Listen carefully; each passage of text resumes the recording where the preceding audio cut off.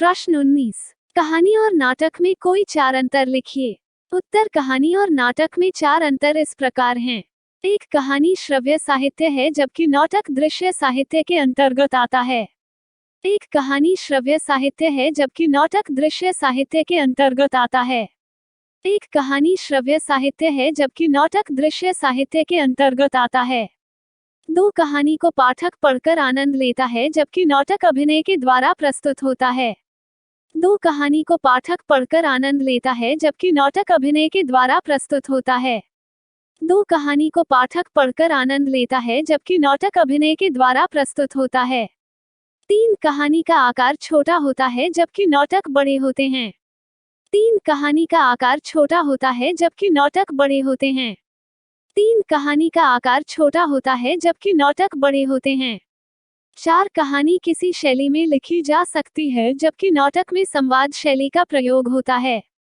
4. कहानी किसी शैली में लिखी जा सकती है जबकि नाटक में संवाद शैली का प्रयोग होता है। 4. कहानी किसी शैली में लिखी जा सकती है जबकि नाटक में संवाद शैली का प्रयोग होता है।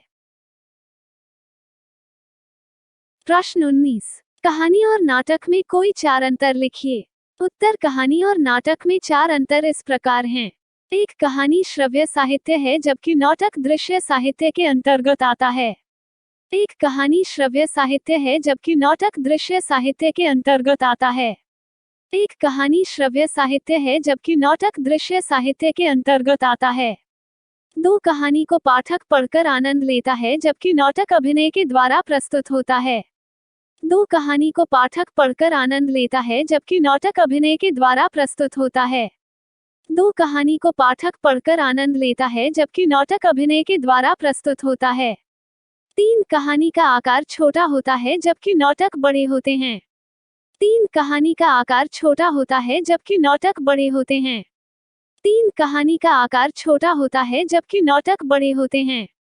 4. कहानी किसी शैली में लिखी जा सकती है जबकि नाटक में संवाद शैली का प्रयोग होता है।